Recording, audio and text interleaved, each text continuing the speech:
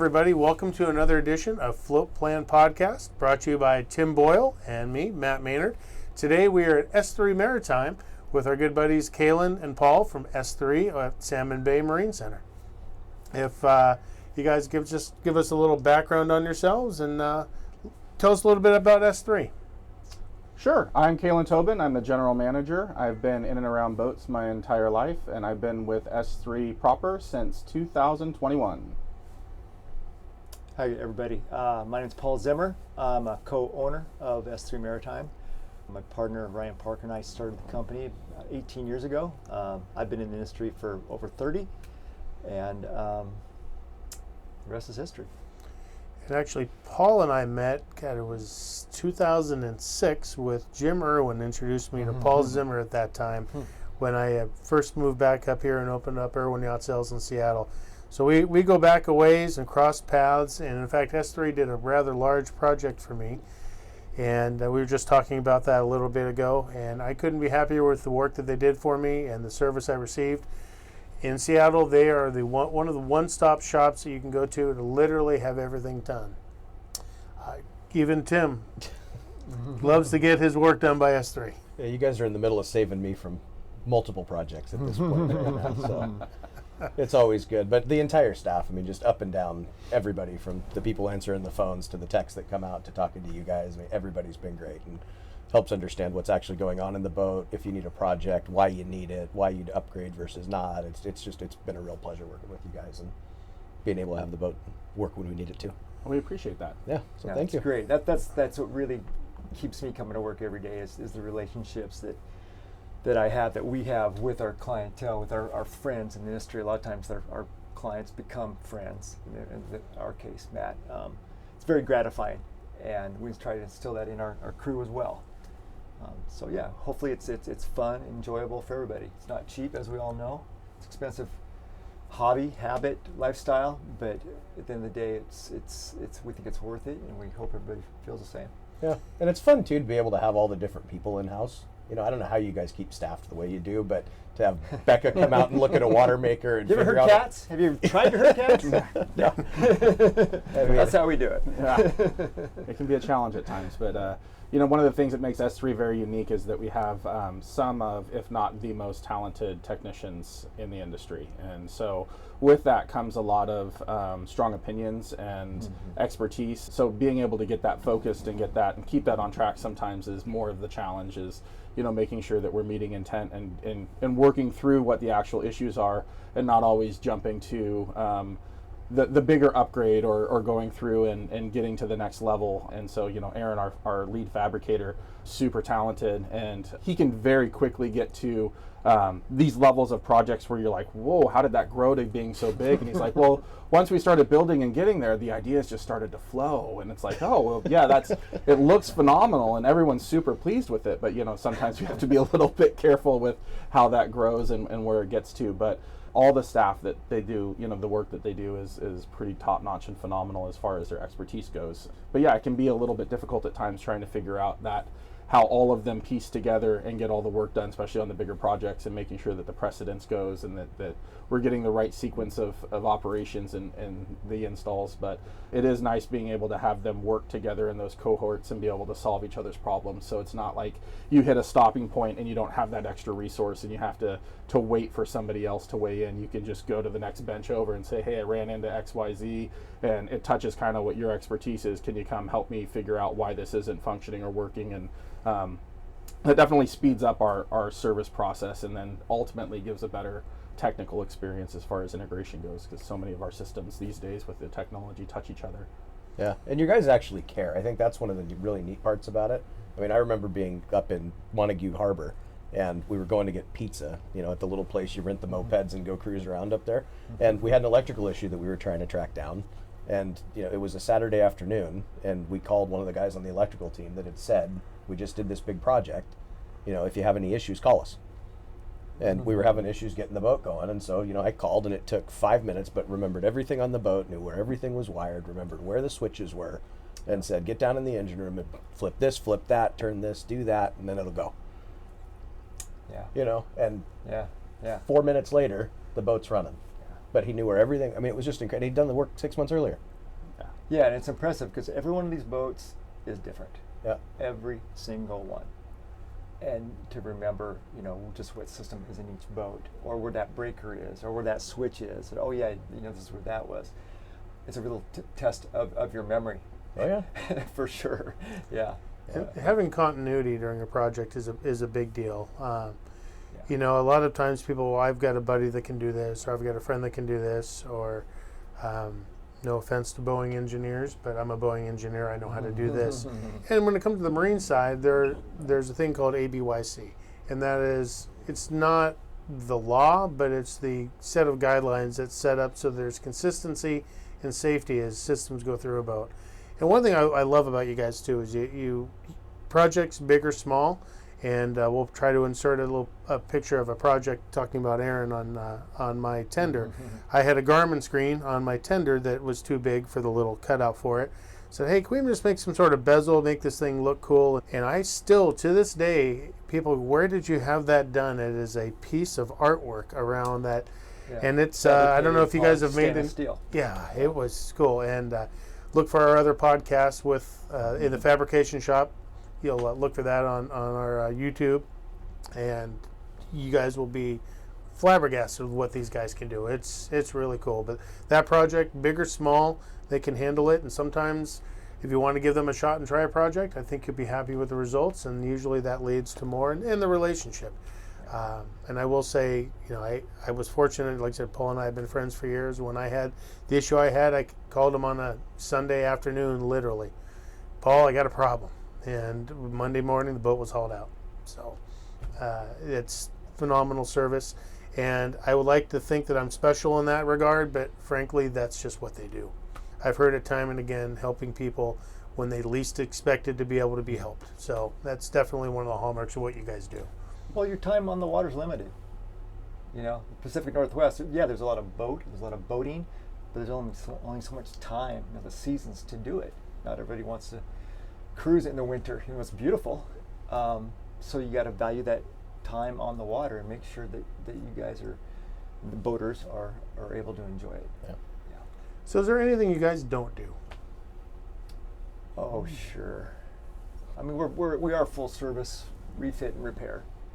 I mean, our services include, paint, fiberglass, haul out, everything to do with fabrication, building new. We just built a new deck box, fiberglass deck box for a customer. We've got a complete metal fabrication shop. Guys just built a beautiful 12-pound titanium boarding ladder for a customer. It's gorgeous. Wow. Super cool, I think. Yeah. We've got a complete hydraulics department where we specialize in stabilization. We rebuild davits, cranes, but stabilizers are really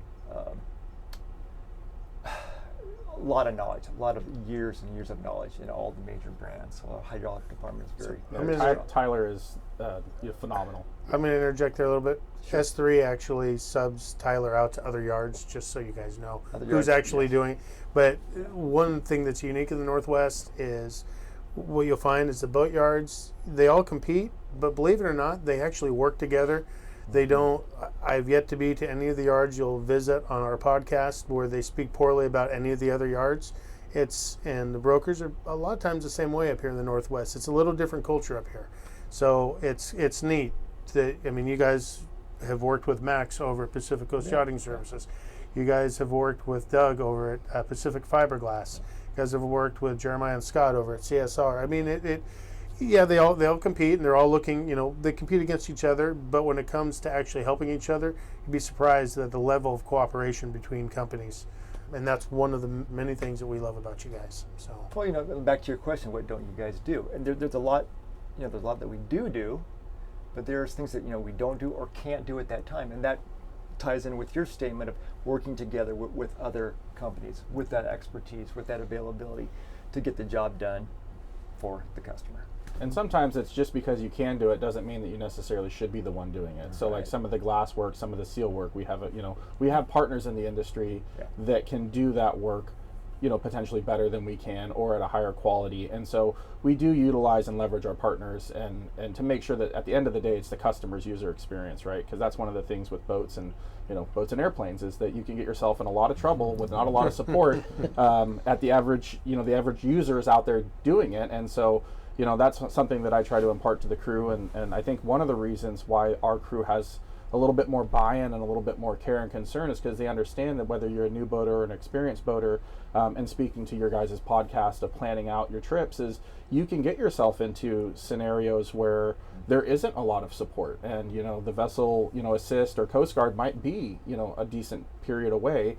And so making sure that you have that confidence in the work that you've had done on your boat, and that the people that were doing the work care just as much about your safety as you do is important. And I think that that's something that the S3 staff really takes to heart, is understanding if you're working on a propulsion system or an electrical system, is that client might be out and transiting going up to Alaska or going up to somewhere in Canada, and they might not have the ability to resolve that issue on their own. And so we need to make sure we get it right the first time, because they might not have that support system where they're at, and things turn quickly. So they definitely do take more time to self-study, make sure that they're up on all the standards, and that's what makes them the experts in the industry, is that they put more effort into their own betterment and knowledge than I think that the average person in, say, the insert industry there that they're doing, right? And most people are coming to work just doing the job, and does it really impact somebody's user experience? Do you really get to feel that end user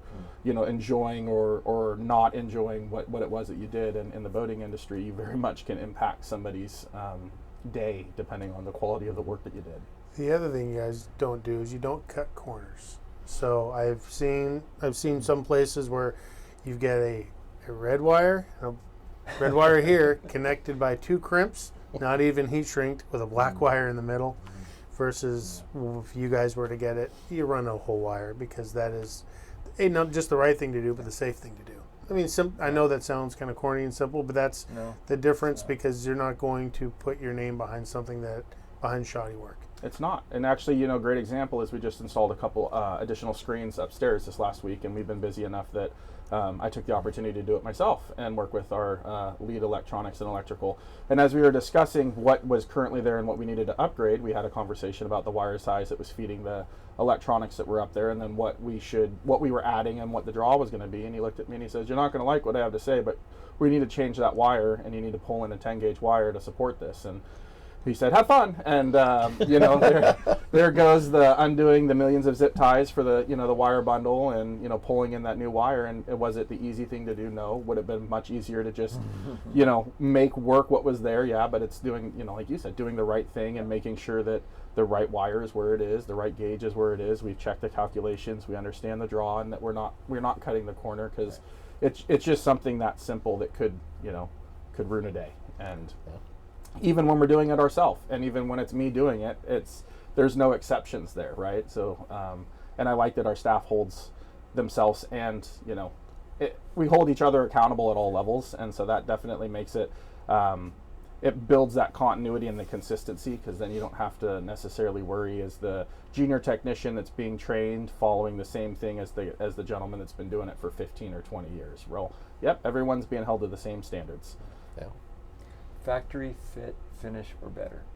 It's a real simple mantra that we try to instill in these guys if they don't already have it. Yeah. That's funny to hear you talk about that. So when your dad was in Seattle, I was just a few boats down from him, and it was when Starlink first came out. Mm-hmm. Right? And so I had the satellite dome taken off the top and put the Starlink up there with kind of a half-assed done mount that worked, but that was before they were making the brackets for those things.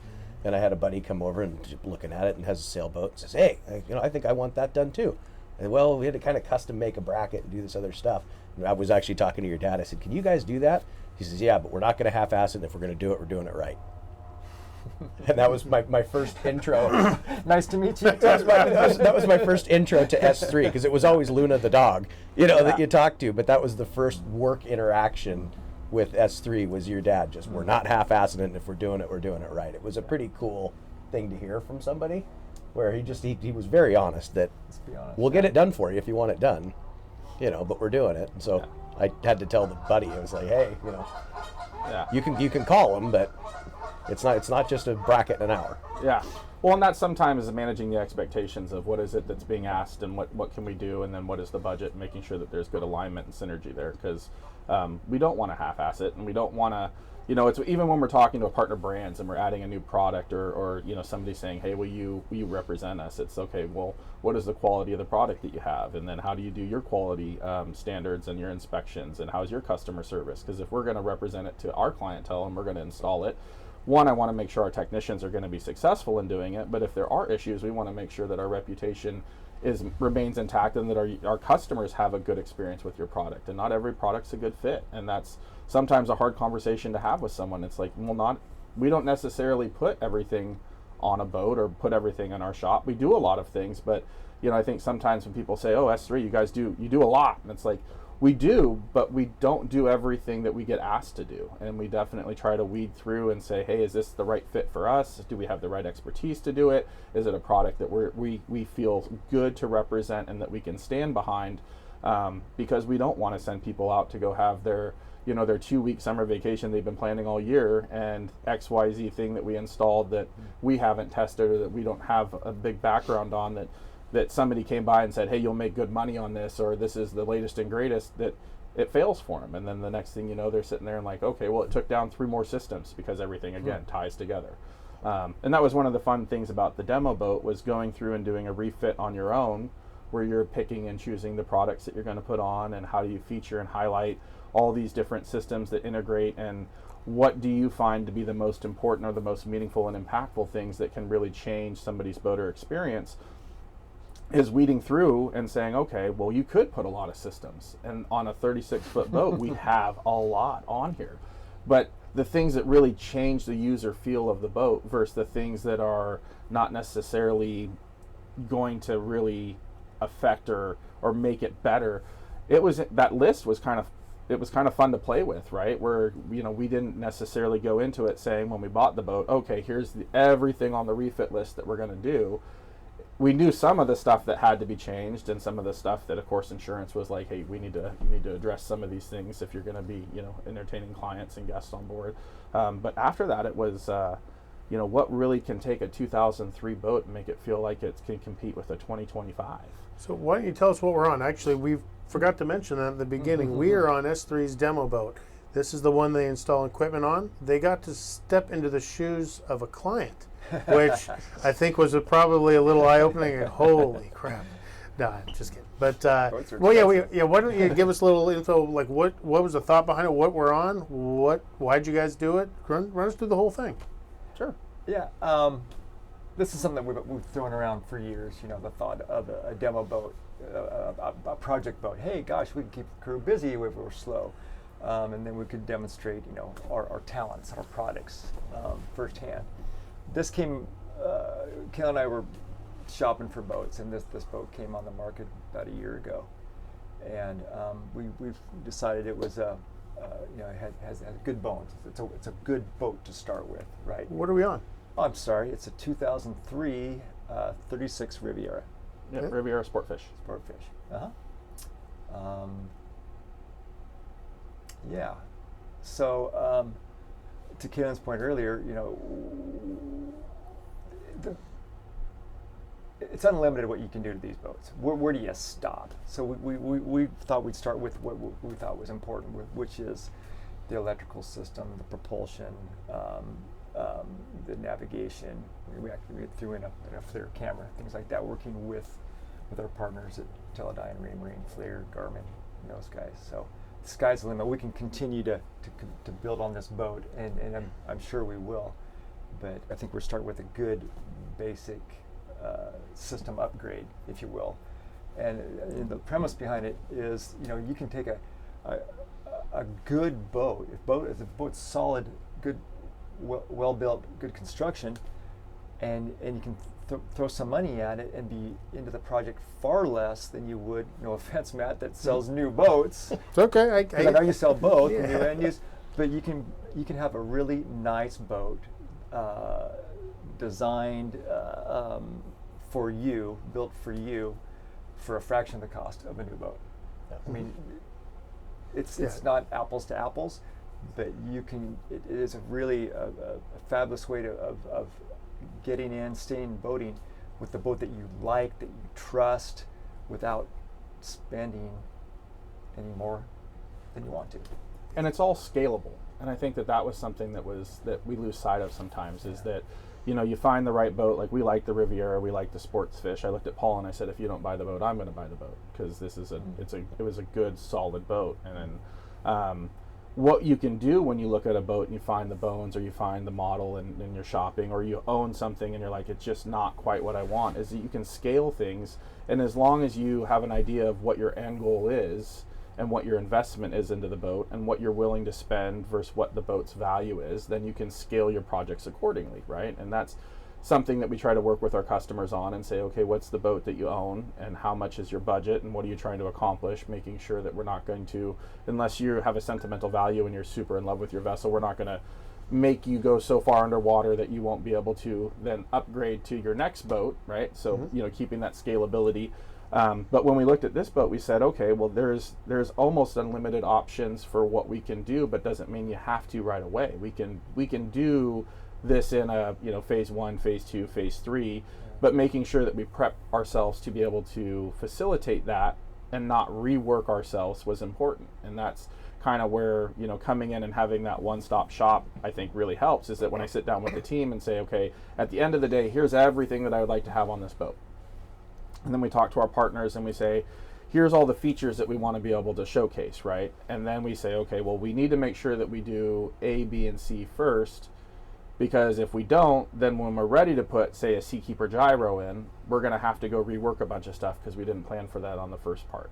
So you can be scalable as long as you set yourself up for success. And I think that that's one of the important parts of doing a refit, is understanding, just because we don't have the budget to do everything now doesn't mean that we shouldn't talk about that future planning of, okay, in 2 years or next season or next off season, this is what we want to be able to add and incorporate. And that's kind of what we did. And we've been tackling it as things make sense for the boat and the features and, you know, what we want to get out of it. Because we just like anybody, we couldn't do everything all at once either. And so we had to pick and choose what was what was important, what needed to be done, what we liked to be done. And we definitely have some wonderful partners and vendors, like Paul was mentioning, between Garmin and Victron and Raymarine and Dockmate and Seakeeper, and, you know, a lot of those big brand names that we're super excited, because there's not a lot of these types of show boats on the West Coast. It's a little bit more popular on the East Coast, but on the West Coast, it's not as prevalent for somebody, if you're trying to sell a Dockmate, to be able to go put one in the client's hands, like you did on Tuesday, and say, yeah, we can go out there, spin the boat, do whatever you want to. Let's make sure that you're happy and understand the limitations and capabilities of the system before you go spend money on one for your boat. Or not sure if the FLIR camera is the right model for you, or what we have on well, we can go look at it at nighttime and you could decide if that makes sense for you. Or, you know, what size screen is what's right for you. Well, I've got 7 different screens with multiple different sizes, so let's go talk about what size makes sense for you before you determine, is the 16-inch the right size, or do I really want to spend more for this, or can I get away with a 12? And so I think that becomes helpful for clients to be able to see it, not just in a dash in a showroom in our office, but to be able to see it in a boat at an angle, in something similar to what you might have it on in your boat, so that you can understand, is that juice worth the squeeze? Does that really make sense? Or can I downsize? And then we can start to fit things in your budget and scale it accordingly. In fact, I think you guys did a demo recently for a boat that we are selling, or about to sell, on an older 44 Tallycraft, 1990. Sure did. They came over and you guys took him out in this boat and showed him what the Dockmate could do, because he wanted a joystick. Joysticks are all the rage. Whenever I can put one in a new blackfin, I always order one when I can. But joysticks that is understanding what the consumer wants, and whether or not it can be incorporated at a reasonable price, you know, for a specific boat. There's certain, it's not just a simple, okay, put a Dockmate in. Well, you need to have certain requirements. Boat has to have certain things. So like you said, scalable. What is, all right, well, I would like the Dockmate, but now I need electronic controls. So maybe you do it in steps. Hey, this year we'll do the electronic controls. Next year we'll do the Dockmate next year. You know, you can do it in stages. And then also, as a broker, when we get the boat to sell, we look at it and it's sometimes the difficult news when we say, well, I understand you invested X dollars into your boat. And yes, it is worth more than others that have had none of it installed. That's one of the things that we brokers do in trying to actually show the actual value. We do a lot of education, and that was why where this podcast came in was Tim and I are boaters too, and we saw a hole in the whole market, kind of, and not sales market, just on the docks and people talking. I wish I saw this, or what about this, or asking questions. I mean, honestly, when I go to places in our boat, I don't tell people what I do because it doesn't matter, because I just love to boat. I mean, that's what we do. So that's where this whole idea came from, and this is why we're here going over this, so we can just get the information out to people. It's important.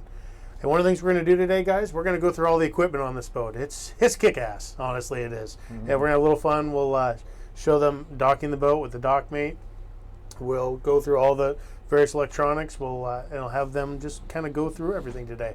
I think you'll be pretty impressed with what you see. I mean, never mind the duct tape, that's okay. I love it.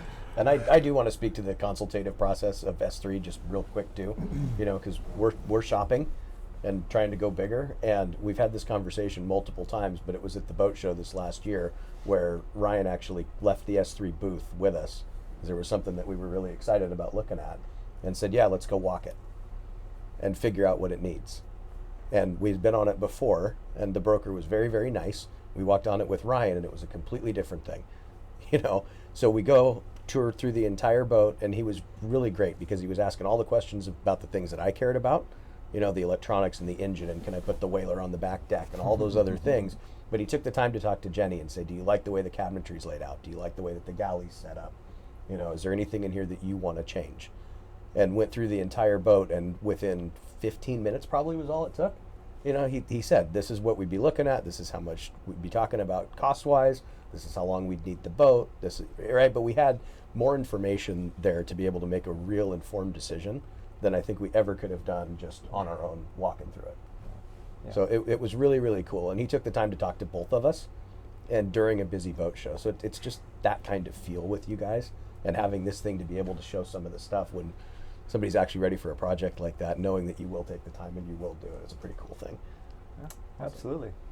That's what we're here for. Yeah. Well, you want to run us through some of the equipment on this boat? Sure. All right, we'll be back in just a second. So hi everybody, we're here with Kalin and Paul from S3 on the demo boat. So we've seen this thing around, we tinkered with it at the boat show over at Elliott Bay, and they were generous enough to let us come aboard and check out some of the cool things that they've done. So as you're looking around this thing, you can see this is a pretty cool sport fish, and I know you guys have said it's a work in progress, so I'm sure we'll be back here. Yeah. But if you want to tell us real quick, what's the purpose of this thing? I know we covered that a little bit, but give us an idea of why this is here, what we can expect, and then we'll walk through and look at all the toys. Yeah, for sure. So we purchased this with the intent of being able to showcase our vendors and our partners. So being able to get customers with their hands on and the products that we have. So instead of having to just sit in a showroom or at a dash, it's something that's static. Being able to actually get your hands on a Dockmate remote and manipulate a boat, see what it does. Being able to actually see the different screen sizes, and being able to instead of trying to help somebody visualize what it looks like on their boat or could potentially look on their boat, being able to walk on board and touch, feel, and see and understand scope on a vessel. And so when we went into this boat, it was definitely super outdated. It had a lot of non-working electronics. It had a lot of plastic. It had a lot of deferred maintenance, and it needed some love and a lot of upgrading. So we thought that this would be the perfect medium to be able to come in and say, okay, if we have a vessel that is of age, so this is 2003 36-foot Sportfish, what can you do, and how do you make that product really feel like it's new, so that like you're stepping on that 2025, or you're really able to enjoy a newer boat without having to fully put it into a paint shop, or you can scale that work list down or up depending on how soon do you want to be out on the water, or what does your budget look like. And so that was fun and exciting for us. And then also being able to work with our partners, Dockmate, Seakeeper, Raymarine, Garmin, Victron, and several others from Lopo Light. As we go through the boat, there's a lot of different partners that came together with us on this boat. and being able to talk about what's the latest and greatest that they have, and then how do we incorporate it, and how can we show clients what that value add is, and you know, where do they put some of that stuff, right? This is a 36-foot boat that has a lot on it, and as we all know, boats in space are a commodity, and so being able to really work through, can I fit something? Does it going to take up too much space? You know, what does that do for me? And really that feature and benefit, and you talk on the phone and you go through emails and you send, you know, videos and whatnot trying to feature and benefit something. And I'm a firm believer that if you're excited about a product, which we are about many of the things on the boat, and you can get somebody in front of it, that will give them the ability to make an informed decision on their own without you having to try to convince them, which is ultimately our goal, is having people make decisions that they become excited about because it's in front of them, and it's not us trying to sell them on something, it's they're selling themselves on, yeah, I want that, that's going to be really cool, and that can change my boater experience. So that's where this boat came from, and so that's kind of what we're working with, and it is a work in progress. We're always adding something. This winter before the Seattle Boat Show, this boat normally has a very small brow, and we said it's not very good to go do demos in Seattle wintertime and get rained on, so our fab team created the extension, and our canvas department built this cover. So not super aesthetically pleasing, but they did a phenomenal job, and it does a pretty good job of giving us a dry area to sit in and work from. But it's those kinds of things, is that you're sitting there and you're like, we have a need now. We don't want clients and ourselves to be soaking wet if we're trying to show somebody how they can use a Dockmate to maneuver in one hand dock a boat, or trying to feature the FLIR or something, and we're all back here huddled underneath a small little brow, and you know, we bring the team out and say, hey, this is what we want, and you know, can you accomplish it? And I don't want extra poles and other things in the way, and I want something simple but that's going to be sturdy. And you know, a couple weeks later, That's what showed up. That's what showed up, and so it's nice being able to have that in house to be able to explore, and then you can tell a customer, well, do you want it to come this way, or do you want it to be extendable, or it just, like I said, everything becomes scalable, but it gives us the ability to kind of test out and see what we like. So like this particular one, if we look, and you won't see it on the camera, it has a tensioning system that we put in that we haven't really done before. So if and we can see it on this side here, so if this canvas started to become a little saggy, we have a wrench that goes in here and an internal tensioning system, and we can just tension the bars and start to extend it and pull a little bit more tension on the canvas, because I didn't want external poles supporting it. And so that's something that the fab team worked on, and I was like, well, I don't want to add a bunch of extra support and that's going to clutter up the cockpit more, because we want people to be able to enter from all of our different angles. But if the canvas gets saggy or we start to have pooling, I want to be able to tighten it, and that's what they came up with, and it works great. So definitely a lot of things that the team comes up with when it comes to, hey, here's the problem, here's what I want, find me a solution.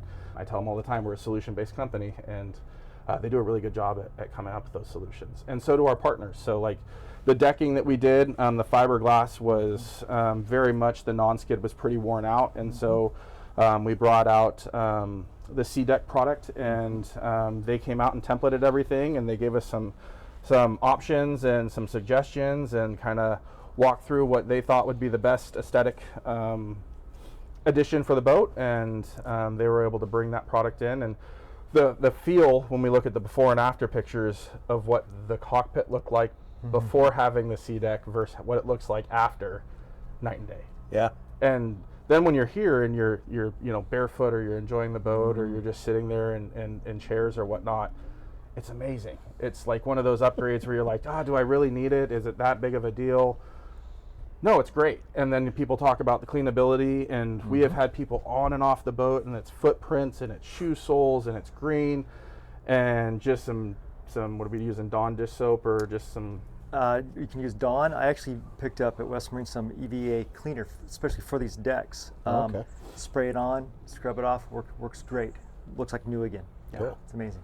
And it's durable, it's held up, and all sorts of different shoes, because you have the conversations about dogs and kids, and it's been, I mean, lots of people on and off the boat, and lots of techs and stuff, and it's held up great. And that's one of those things where it's like, when we had the conversation, is it really gonna impact or change the feel and the usability of the boat? Is it something that you could get excited with if somebody had some older gel coat and non-skid that was going, and they're like, I just really want to modernize the boat? I can say with confidence now, this changed our boat 100% from how it looks but also how it feels and how it uses. And so it's a lot easier to say, well, yeah, come take your shoes off and walk up and down and go upstairs and, you know, see what you feel. And it's not, you know, we tell people it's not a hiding thing. We're not trying to hide stress fractures or cracks or things like that if you have issues underneath. But if it's just worn and you're going between, do I sand it down and do new non-skid or something like this? No, it's a great durable product that, that I don't know. I'm a big fan. So, Yeah, it looks sharp. Now so you yeah, have this on your boat, I think. I do. Yeah, it's worked out really well. It's the nice thing about the SeaDeck product, whether it's SeaDeck or Raptor Deck or those guys, because Raptor Deck's also local, along with Blue Seas Fabrication, who did this, and Jeff does a great job. Known him for years as well. No, it's definitely a nice product. In fact, when I had my big project, you guys were on and off that thing a lot. You protected it, but there's parts of it where just no way to do it, and it held up going through a 4-month project that I went through with you guys. And kids and dogs. Yes. Oh yeah. Yeah. Hudson and Mason are not shy about jumping on things, nor is Wilson the Labradoodle. yeah. So, one of the cool things too is you probably noticed as we went through it, some of this, the custom. I mean, look at the shine. I can see Timmy in the reflection. Yeah, that was done by our water jet company, and so there's just some products that we've run across where for the Scotty downrigger base plates and other things where the plastic just, one, wasn't the aesthetic that we wanted. Two, if you're going to put a crab pot puller, and I'm sure some people have experienced it, is you start to put leverage on some of the plastic pieces and components that come with those rigs, and before you know it, you have a piece of equipment maybe making its way into the water, or you're stressing the gunnels and whatnot, so that has a backing plate underneath it. But I take it over to our shop and I say, hey, I want this. This was already programmed because we made a couple of those, and they just, we water jet cut it out of some polished stainless, and then we tap in and get it ready. And when it's not in use, it's nice, and when it is in use, then you have an actual nice solid platform to be able to mount the accessory equipment to. But yeah, that's just, kind of the sky's the limit when you start to get some of that CNC equipment and you're like, oh, what can you do? Kind of the same thing when it came to this pod.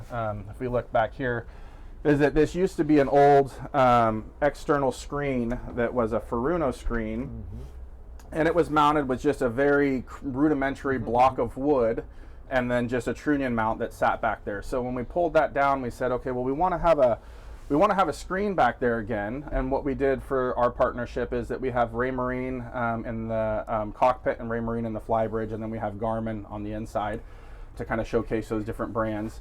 But I spoke to our metal shop and I said, I want something that looks factory. So if you had a newer boat or an older boat and you wanted something that was a very factory looking piece of equipment that looked like maybe molded fiberglass, but wasn't molded fiberglass, what could we do? And so we went back and forth on some designs, and this is what we came up with. So the back part of it's curved, and that's primarily because these screens at this size, you have to mount them internally. There's no exposed fasteners. So we wanted to make sure that we had security fasteners on the back side with a waterproof gasket, but also had enough room for a technician to be able to get back there and access that, and gave us room for mounting our cameras that we use for rear steering if we wanted to do that. Sight lining cameras have become a very popular item for adding to a lot of vessels, new or old, depending on what you can see and what you can't see.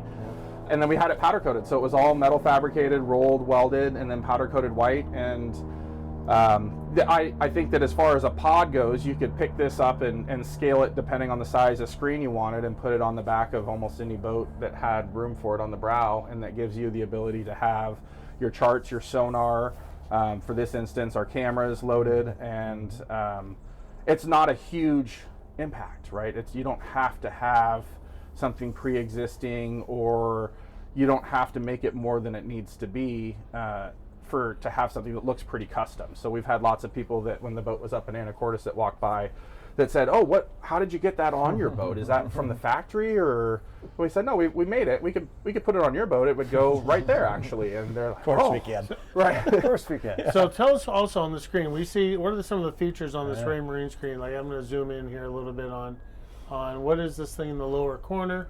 Obviously, we've got the camera, and is this on the FLIR system itself? This is the FLIR, so that's what that's displaying now, and this is the Raymarine XL series. It is their current top-of-the-line screen, and so it gives you the ability to display, like I said, lots of different data. We currently have it on the FLIR, and it's set to the low light.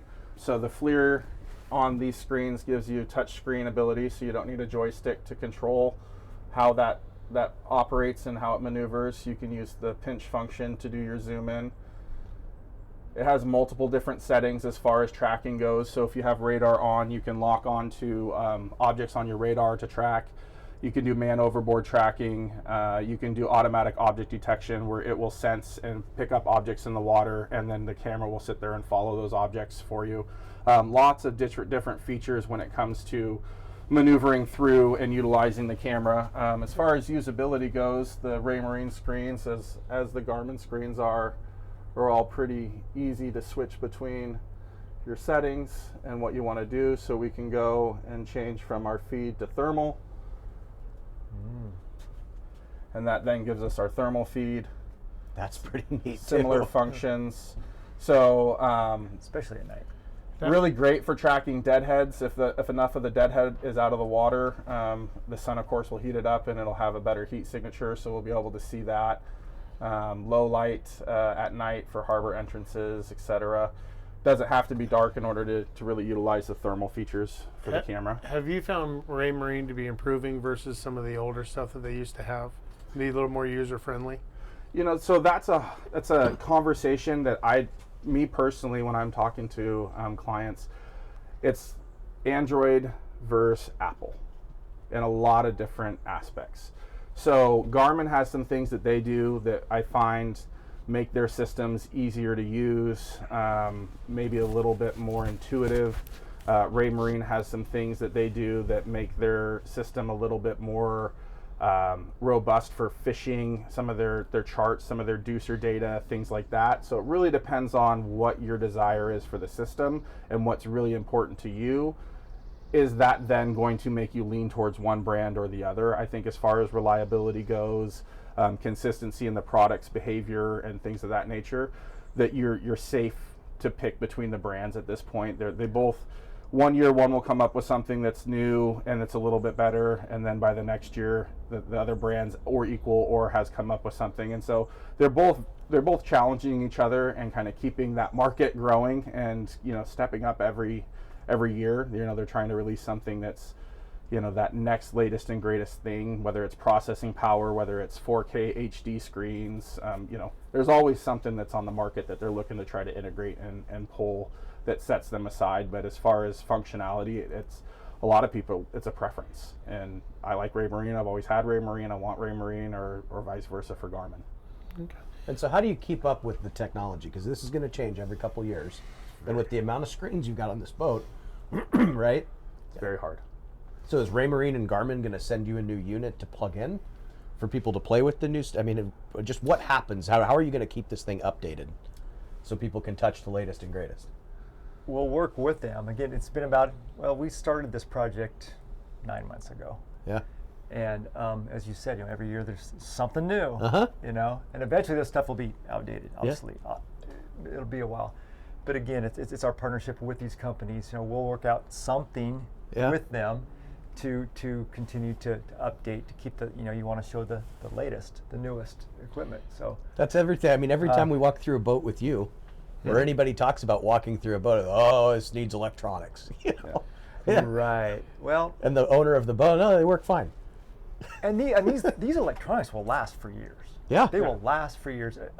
Will they be supported for years? They'll probably run out of support before they'll run out of its duty life. What do you typically see on? Are you seeing like 8 years and newer to support? Obviously, we've all had boats probably with Raymarine C Series. At one point, that was great stuff. Right. Yeah, and they're still running. We still get a lot of boats listed with with that C Series in it, and it works fine, and it's still going. I don't know that it's really supported. Well, a lot of people want to upgrade one thing or another. It's like, will this new upgradable, will this autopilot work with this other remote or something? And it won't, and then that'll drive the decision to upgrade multiple products. Mm-hmm. And I think brands will always have strategy when it comes to their units and the models and what they want to keep. And if all of a sudden the technology jumps to the next level, they might say, okay, well, let's start to wane down our support of this series so that we can continue to focus on this series. And then a lot of times they'll do rebates or trade-in programs so that if you bring in this series that's maybe not super antiquated but old enough that it doesn't necessarily make sense and the customer's like, I don't, this isn't that old, why is it now not supported, that you can then get yourself into something new.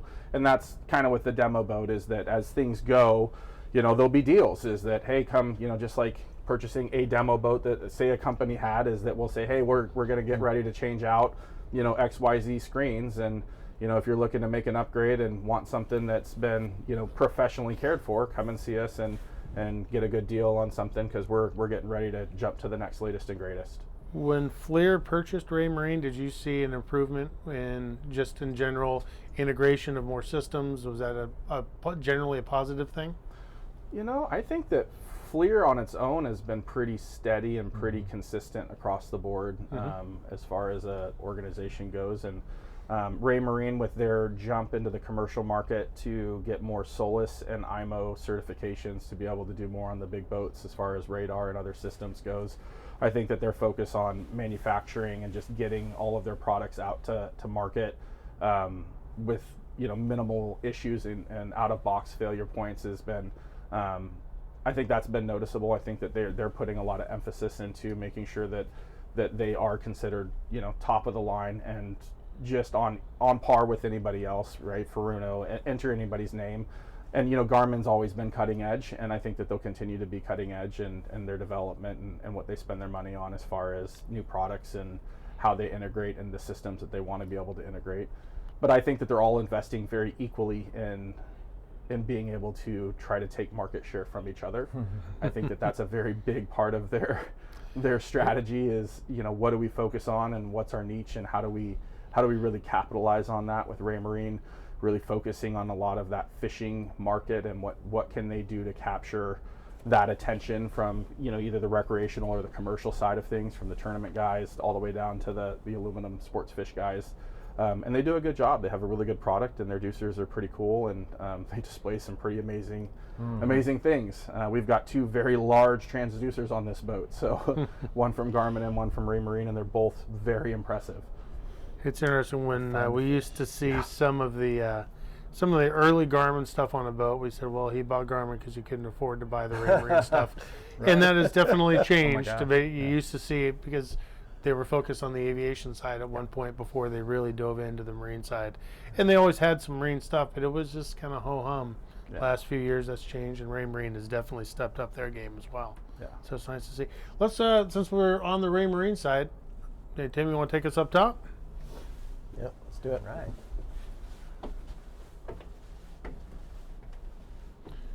All right. Well, why don't you run us through, Kalin, of everything you guys did up here, and all I have to say is, holy crap. Wow, that's 4 screens. Yeah, so one of the things that we were really excited to do when this was coming about was trying to show what you can do in a limited space that gives all of the functionality that you might have from old analog gauges. And that's what we had old analog gauges, a lot of plastic, a lot of push buttons, and bringing the boat into the modern world and saying, okay, we want to be able to use a digital boat. We want our gauging to be digital. We want everything to be capable of being displayed on individual screens. So instead of having to sit and split your screens and maybe condense your viewpoint, can we fit enough screens to make this a glass bridge, and then provide ourselves the ability to monitor multiple different things at different levels without having to sacrifice one for the other. And so that was kind of the thought process and how we went about designing this dash. So we were able to utilize AccuSense to get our engine data and things up to our current screens here, and then we have Garmin providing us a lot of our switching through the Empire bus and boat switch, 2 different systems depending on how large your requirement is. We can monitor our Seakeeper Ride system and see what those are doing as we're going through the water. And then up top, being able to still have access to our autopilot, which is brought by Garmin, and our Fusion radio. And then tying in our 2 723s, which we recently added into the network.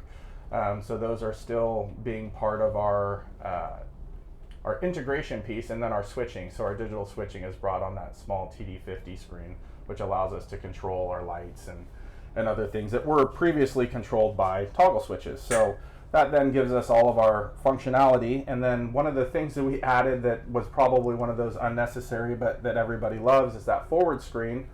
And what that does is it gives our passengers, per se, if you were running with the full crew, the ability to manipulate the cameras if they wanted to change the radio station, if they wanted to look at a chart, if they wanted to then be able to look at look at the transducer to see the fish finding. They could do so without interrupting or changing the electronics view that the captain was using. So that was something that was kind of an add-on that maybe not every client wants to spend the money to add, but it's definitely been a very fun screen to have as we're going along and we have a full boat of people, is that somebody else has the ability to control the radio instead of having to come up and walk back to get to the fusion radio or whatnot. So for us, the goal was really how do we showcase all of Raymarine's features without sacrificing one screen into smaller views, and then how do we really show that we can bring a 2003 boat and provide a glass bridge that you would maybe see on a new Outer Reef or a new Horizon or a new Princess, and show clients that you can make it scalable. Did we need to do 4? No, we could have maybe done 2 and then done 2 smaller screens, or done 1 and done a couple different combinations. But that's why we've tried to add as many screens of different sizes into our configuration so that people can see what that looks like and then understand, well, maybe going for the larger screen isn't necessarily the right move, because then when you have to split the screen to see your transducer data and your chart, or your radar and your chart because you don't want to overlay it, that now your viewpoints are much smaller, where maybe spending the money on doing 2 separate screens to display that information makes more sense. And then you can have that ability to bounce back and forth between your network and not be locked into just one large screen. But then to be able to showcase that, we did one large screen downstairs on the Garmin so that we could see what a 4-way split screen looks like. But upstairs, it was fun to be able to sit and design out a dash, pull out all the old plastic and all the old analog and push button gauging, and really do something that was clean, modern, and really gives you the feel that when you're sitting up here that you don't. I mean, when I sit up here, I don't feel like I'm on a 2003 boat. I feel like I'm on a newer boat that is got the latest and greatest of everything, and that was the main point of how we were trying to do the upgrade up here. And Raymarine does a phenomenal job when it comes to their integration, the screen's ability to talk to each other, integrate into the network, and maintain that data continuity. So that's also been fun. Their transducer that we put on this boat throws a lot of information. I joke around with our rep and say, are we killing the fish as we're driving by? Because it pulls some serious data. And with that, you need to be able to have the processing power, because at the end of the day, a lot of these MFDs are just really souped up computers.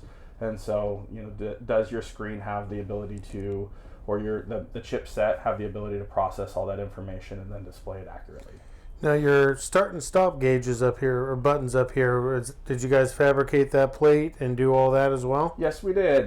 We actually have a partner that does some of our custom dash work for us. That's through Hound Dog CNC. But we did upgrade all of that, and we worked with him to get all the new buttons and the old engine wiring harness taken apart and then tied back in. That is part of our new thruster system. So this boat originally had a standard side power on-off thruster.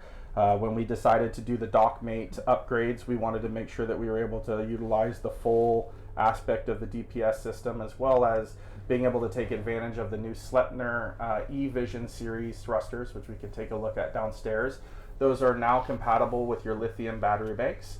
So we upgraded our on-off to a proportional thruster, and that has been an amazing upgrade for the boat. And then that does now allow us to be able to utilize our proportional dynamic, or their Dockmate positioning system in precision mode. Unfortunately, this is one of the holdovers. The Morse controls are original to our purchase of the boat, not original to the boat, but that was not something that we were able to tackle right away. They are great having electric controls instead of the old mechanical, which are required. Not a requirement of using the Dockmate. Dockmate does have a system that will integrate in with mechanical only, very limited on functions. But that will be something that we will tackle in one of our next phases of upgrades, just because they're starting to get a little bit finicky and a little age, showing their age a little bit. Perfect.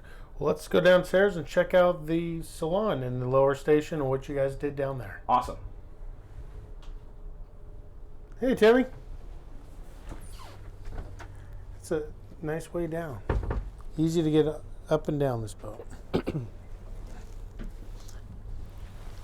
It's going to be so tough for somebody that has one of these that isn't all tricked out to walk by it on the dock and just be. Yeah, it's pretty slick. Man, you guys suck. You know? It's pretty slick. It really is.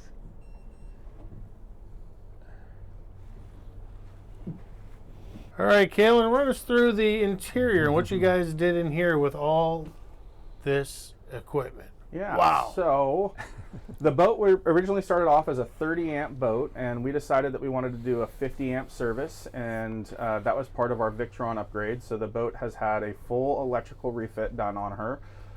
So we pulled in all new feeder wires. She has a 6 300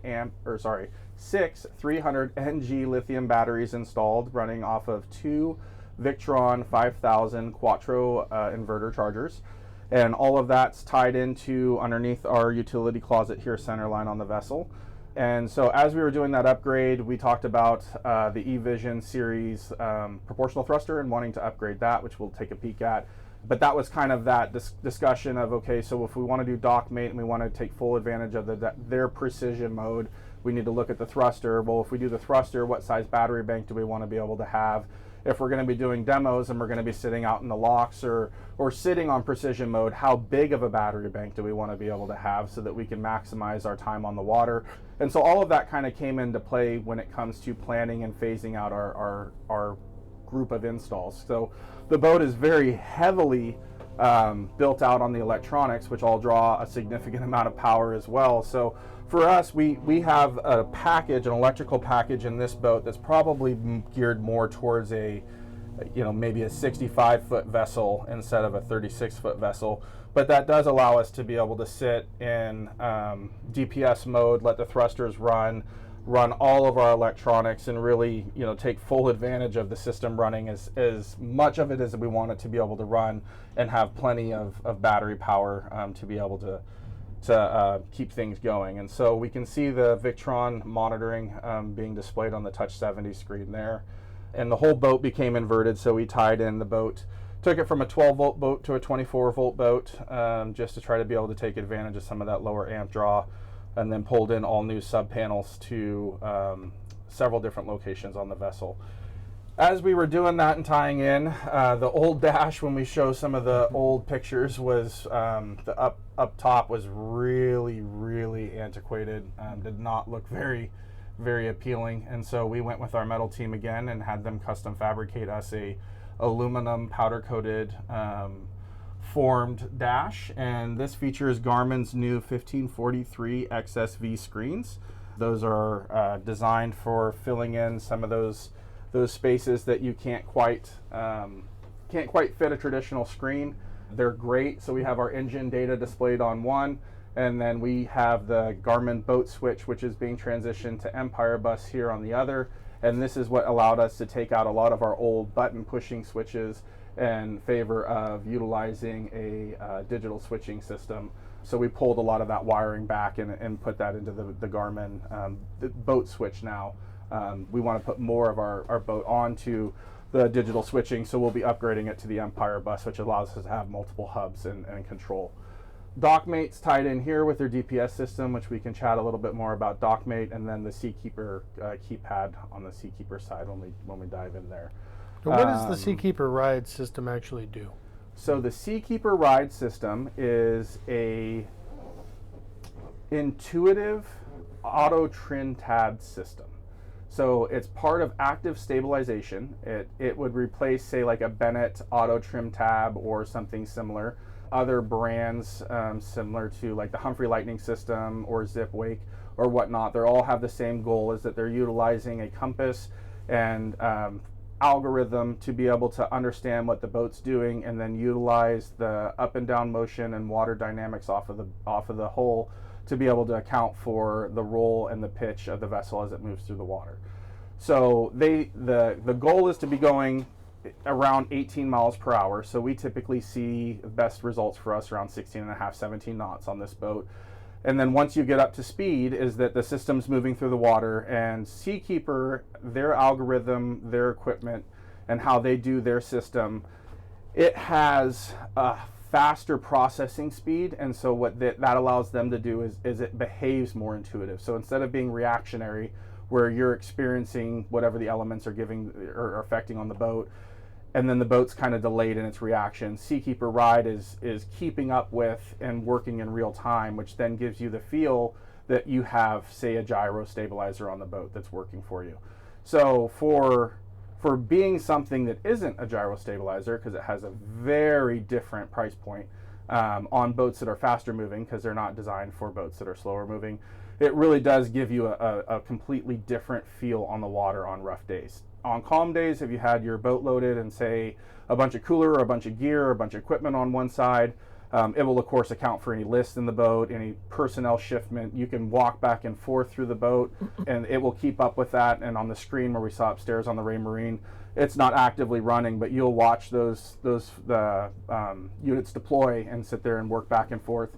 And even when we're running at slow speed, they're not optimal, but they'll still deploy based off of what the boat's doing. It just doesn't have as much effect on how the boat's behaving, because we're not moving fast enough for that flow over them to really impact the boat's movement. And do those work on both 12 and 24 volt? Do they have both Yep. systems? 12 and 24 volt. Yep. Okay. How fast do you need to be going? Okay, so ideally, Seakeeper wants us to be going 18 miles per hour or greater. That's where we're going to see the best effects as far as the unit's performance and what it can do for the vessel. As far as our experience with this vessel, we've seen them behaving pretty well at 12. And then we found our sweet spot to be right around 16 knots. If we want to go out and do a demo and really showcase what the system can do for our boat, especially if it's a day where there's semi-inclement weather, running around 18 and a half knots is a great place to be. But 16 is a great cruising speed for this particular boat, and they do phenomenal for us.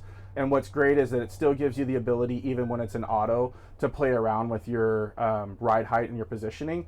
So for us, depending on the environment and the conditions, we can, bow down as it's doing its thing and get to, we gain about 1.5 knots out of speed per RPM when we're sitting there cruising, depending on the conditions, just by playing around with the bow height. And then the system continues to go back into auto mode and keep us going as it wants, based off of the algorithms and the brain box. Yeah, that's pretty cool. So we know how fast you need to go. Is there an entry point for length of the vessel where you start, and is there a point where this doesn't work if you get too big and you have to go gyro? So you can't quote me on it, but I think the smallest size is 17 feet. Okay. About right. I would have to have the data sheet in front of me. And Seakeeper keeps pushing the boundaries on the size that you can have. So this system has a 1050 on it, which is quads. So there's 4 blades back there that are installed.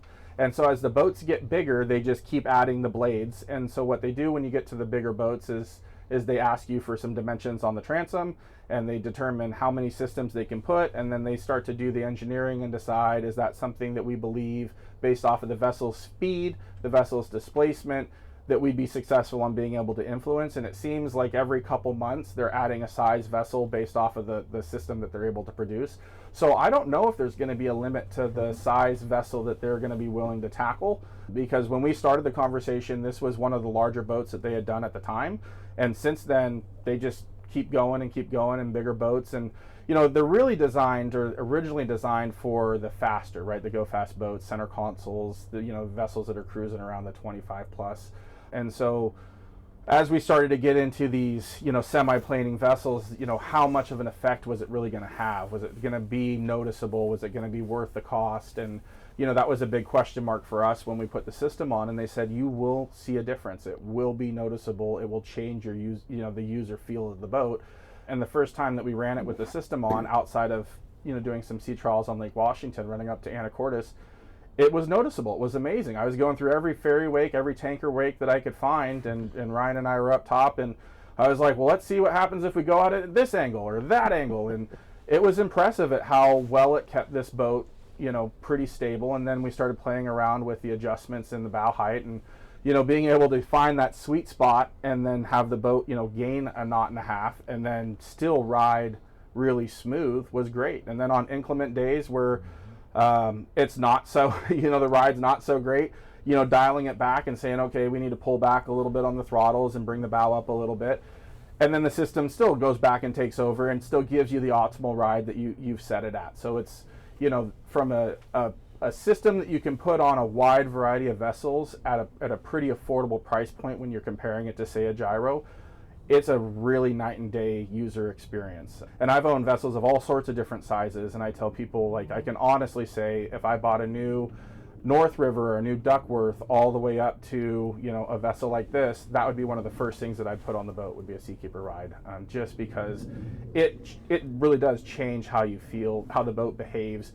From the simple things with, I'm going for the weekend and I've loaded a bunch of people's stuff on the boat and I don't want to sit there and have to deal with manually adjusting my trim tabs and then pulling them back, to people walking back and forth. If you've got people that are just doing whatever they're doing, and you're doing this the whole time, it accounts for all of that. It just makes the whole feel easier and more relaxing. So not to mention the performance you get out of it. Yeah. How much work is the install? It depends on the boat. I would say the biggest impact is, what do your current trim tabs look like? Like on this boat, we had inset trim tabs, so we had to pull those down. We had to do some glass work to fill and fair and make things flush. That was probably the most impacting part of the install. After that, it's really simple. We're just gluing things up and pulling in wire. It's a really pretty minimal impact. I mean, it's one of those systems where they will still sell, depending on the size of the boat, the package to the end user. A lot of stores have stopped doing that. I think Fisheries at one point was doing that, and they realized the questions and calls were getting a little bit too much. So I think that they stopped doing that last I checked. But it's not a very difficult system to get. But like any boat, pulling in the wires and getting things integrated to the nearest, whatever your chart plotter is or whatnot, is most of the time, right? Get power there to the distribution modules, and then getting the comm cable back up to the network is the biggest time consuming part of it. But as far as the actual affixing to the transom, that's pretty simple, especially if it's a flush and doesn't have pockets. Sure.